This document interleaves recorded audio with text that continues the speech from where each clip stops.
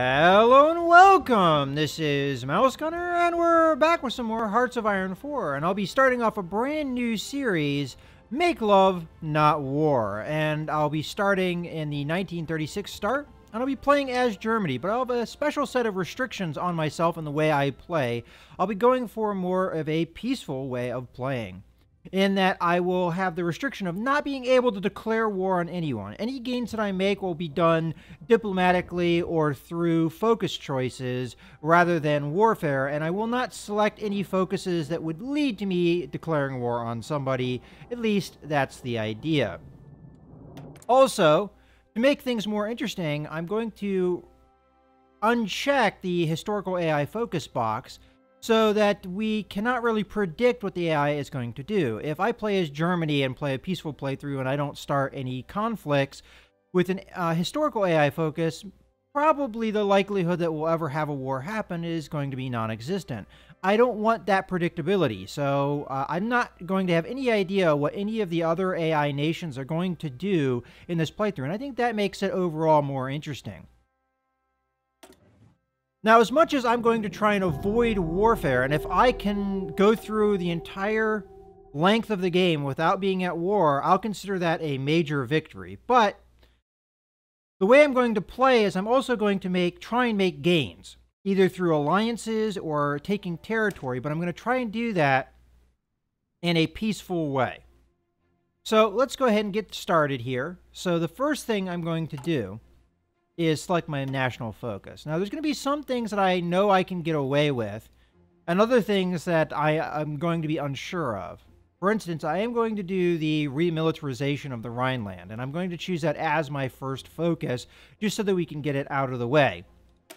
So that much we're going to have historical start. So there's going to be things that I do that are going to be risky.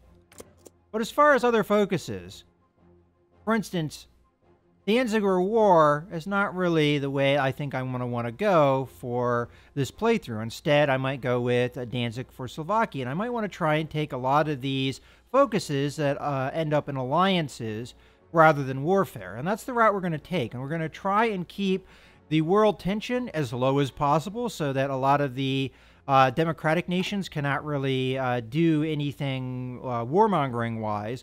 And the main nations we're going to have to worry about are other fascist nations. So that is going to be somewhat of a problem. So let's go ahead and select the research now.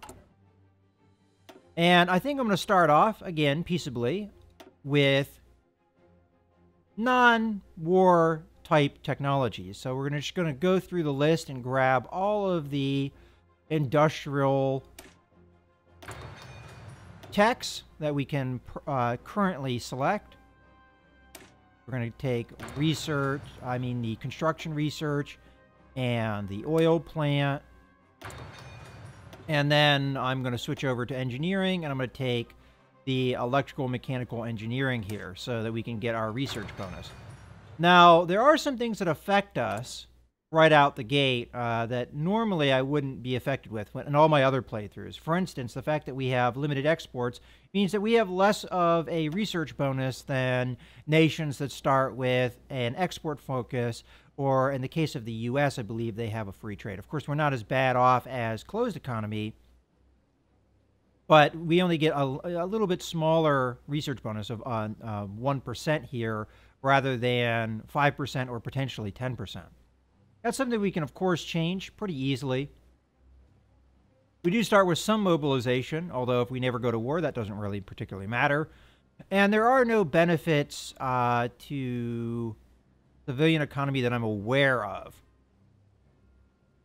because it takes up more factories are taken up due to consumer goods, and the construction speed is slower, so there's no real benefit there. And conscription-wise, there's no reason to disarm the nation. I mean, there's no benefit to that.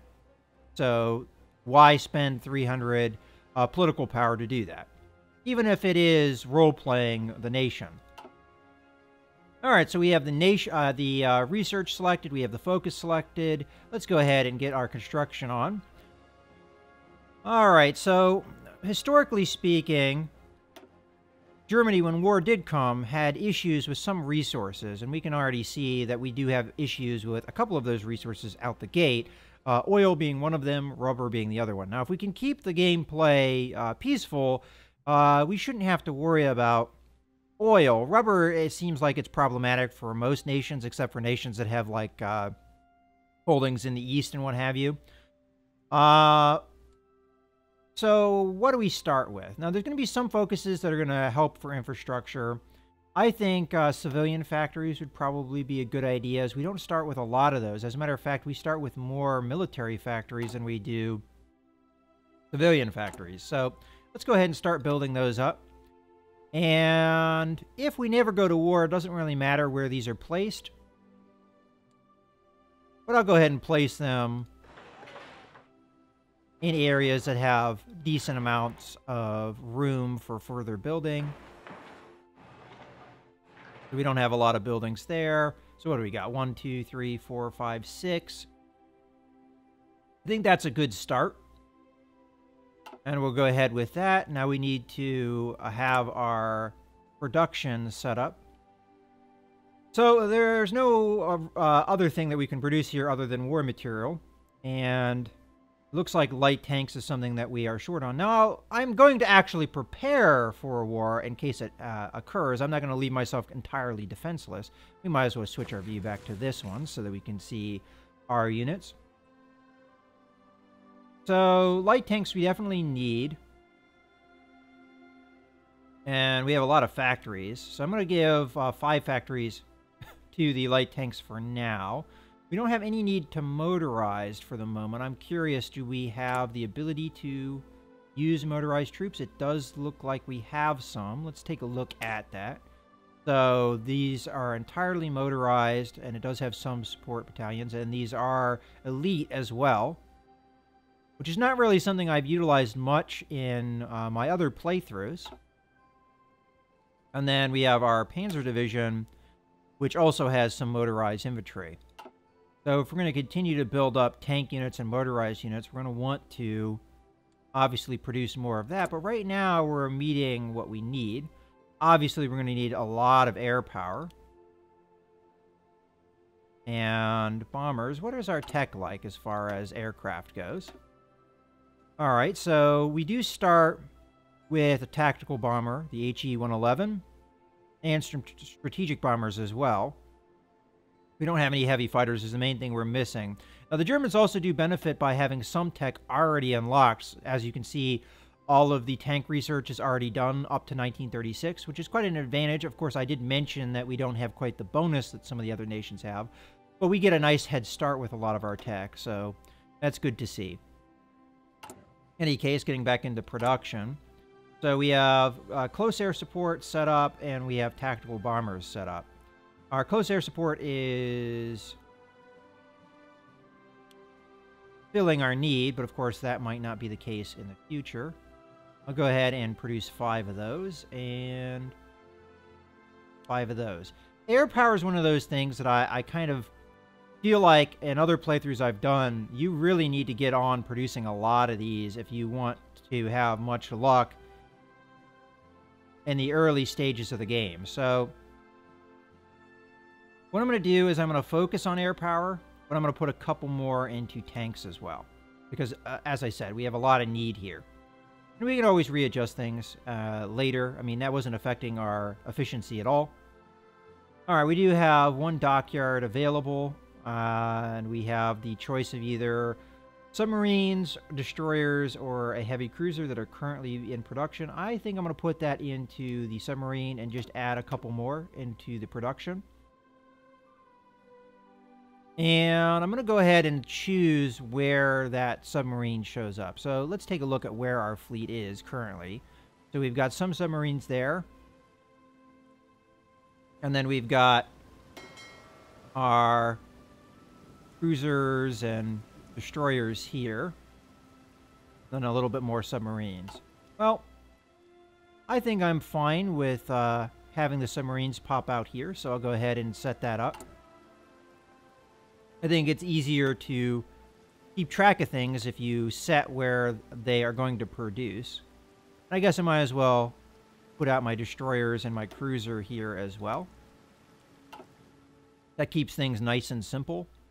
And I don't think we have any other fleets to speak of, so alright, I think we're pretty much good to go. We just need to start training some units, if we want to go down that route, of course. Alright, so our army as it stands, we have one... Oh, actually, this is the better way to see that. So we have 3 light tank divisions and 1 motorized division. I think I'd like to, because from what I saw, motorized was filled. And we may have, logistics-wise, some stored up. Let's just take a look at that. Not really. Okay. I'm going to go ahead and recruit one of these SS divisions. So let's go ahead and train that up. And where do I want to pop that out? Well, we could have it just pop in Berlin for sake of knowing where it's going to go. Alright, so I think we're more or less ready to go. We have everything selected, except, of course, we are short on resources, as you can see, quite a bit, as a matter of fact. And I think in construction, I might as well queue up a refinery. Now, it looks like we already start with a couple. I'll put one in... Let's just do one in Hanover. Okay. So that will be worked on as soon as we get through the civilian factories, and now we need to start doing trade. Now, starting off with oil, which is our biggest concern, we could trade with the United States, but then, of course, we're vulnerable to convoy attacks. We could trade with the Soviet Union, which I'm assuming the trade would come from here up to here. And that wouldn't probably be so bad. They've got enough oil to spare, and I'm probably going to go to the route of an alliance with the Soviet Union. At least that's the game plan for now. So let's try improving our relationship here. So I'm going to do what we need. I'm going to send that along. And the other thing that we're short on is rubber. So let's take a look at rubber. Okay, so United Kingdom is one of the biggest producers, and then we have the Netherlands and France behind them. I'm going to trade with the Netherlands because there might be a potential of getting an alliance there as well. So we'll get that trade going on. And establishing trade will improve relations, so that's good down the road. All right, so we're definitely ready to start, so let's get on it. And I think we might as well go at a faster speed here because things are not really going to be happening all that much at the moment.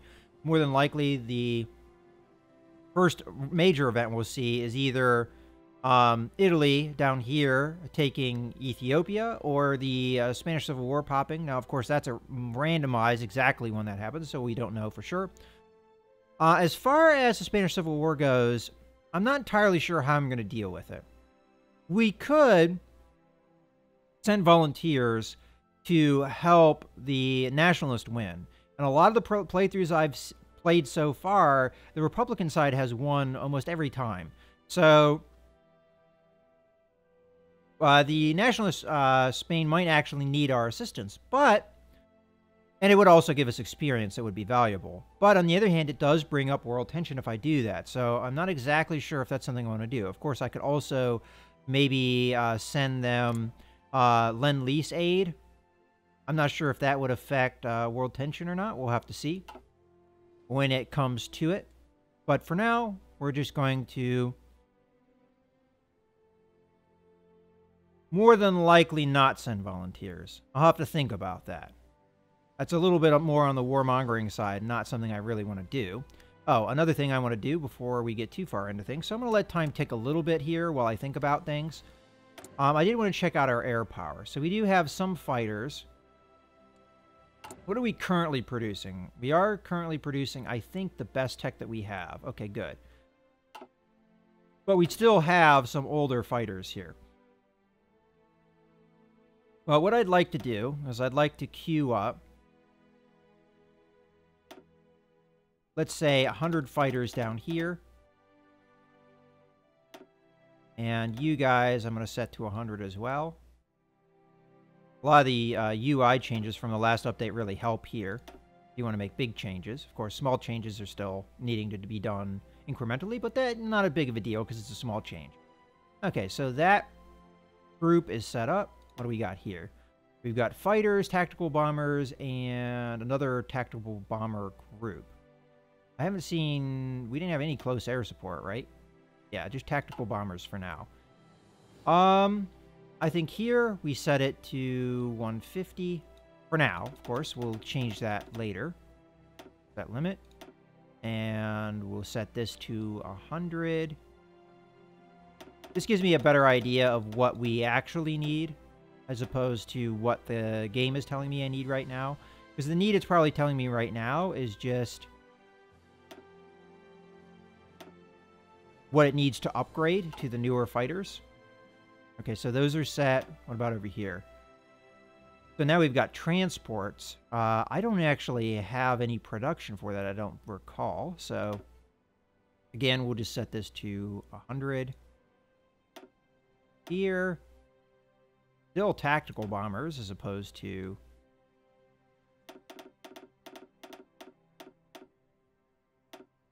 the close air support. And here, we'll just set it to, say, 50. And then transport planes, I'd like that to be up higher. I've actually not really done much with transport planes and paratrooping and things like that. We'll set it at 10. I don't have any production, I don't think, so we're going to get a message here, missing equipment production. But for now, that's fine.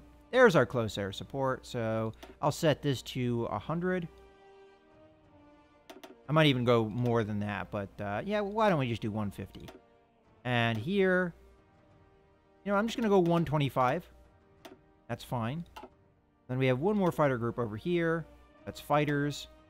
And I'm going to set this to 100. Air power is going to be very important, as the air superiority bonus is very important in my mind. Alright, so that should be all of the fighter groups. If I miss something, we can remedy that later. And of course, we have more airfields to exploit. And once we get the Rhineland remilitarized, of course, we also want to speed things up. And as I said, we do have some missing production, so I guess we could produce it. Build aircraft. Get some transport planes being built here. Bring those up. And I'll take one off of the tactical bombers and assign that there. Okay, that should be fine. Just one factory. I don't think that's a big issue. We have some planes if we want to do some paratrooping stuff. As I said, I've never really done it before, so I'm not 100% on how that works. We'll find out if we ever need to use it. Oh, I'm noticing I missed an air wing. It's over here. Let's take a look at that. So we've... Oh, no, I did that. Okay, we're good. And might as well speed up a little bit faster now, so we can get our focuses and all of our research done faster. I guess one thing I can focus on, under the focuses, is what I would want to do next. Well, this would probably be pretty useful. It gets infrastructure up, and then we could go on to get the industrial effort, which would help us with the civilian factories that we're kind of low on. And that's a nice peaceful branch to go down. Also, I could do...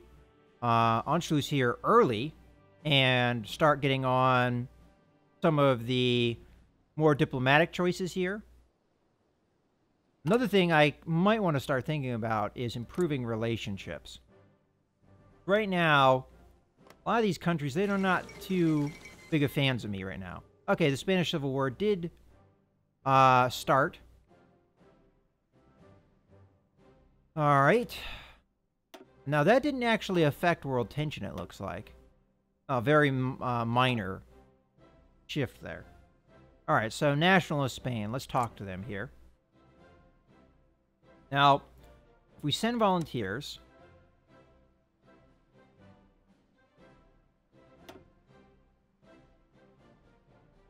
That was... Wow. You have 0 divisions as volunteer forces at your maximum total limit is 2. Alright, but we're not going to do that because of the threat level. I'm curious why it's so high. Maybe I would have to actually set up the exact army I want them to select. As a matter of fact, that's something I'm probably going to need to do here is set up my armies. What about Lend-Lease, though? Okay, so... real basic thing that pretty much everybody needs his infantry equipment, of course.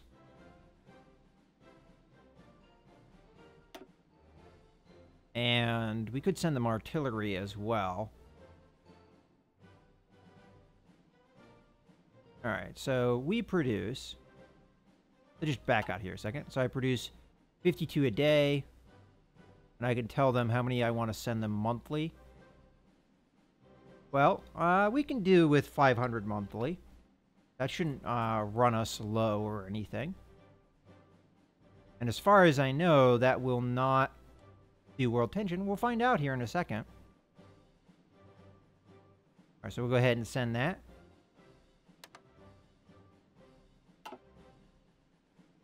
And let's go ahead and set up an army here. I could set up multiple armies. But for now, what I'll do is I'll grab these guys. And we'll... Oop, I guess I should make the army first. Before we just do that. And we'll create an army. And we will color them. Alright, so we've got the Eastern Front, so we'll color them red. And what commander should we give them? How many units are there? 17? Alright, so we can give them...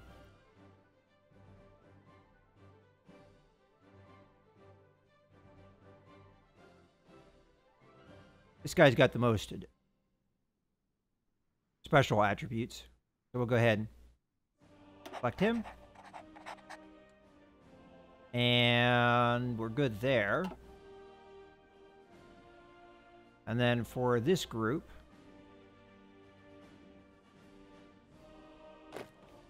select them, create an army, and we'll make them blue for French border. And I'll give them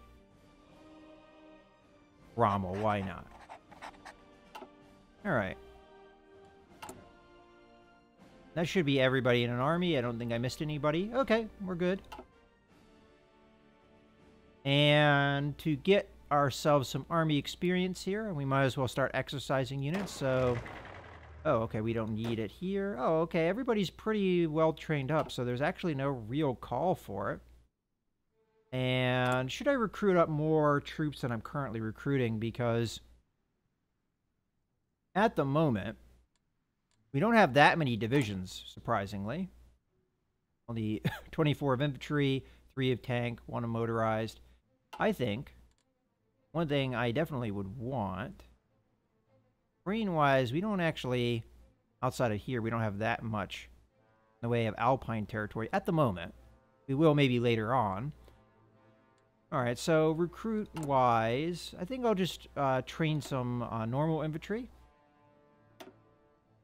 And these guys, I'll have pop over here. And I guess we might as well start training a couple of those. So we'll add a unit. Alright, I think I'm happy with that for now. Fine, I'll recruit a tank as well. There we go. And the location for that, we'll put that in Berlin as well. Okay. Alright, so we've got the Lend-Lease. Let's see if that affected world tension. It didn't. Okay, I didn't think it would.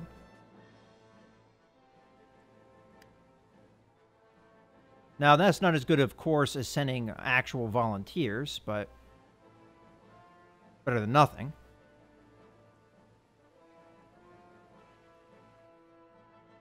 Now, I could send them other supplies as well. Now, let's take a look at our production and see if it actually shows up here. It doesn't, but we know we're doing it.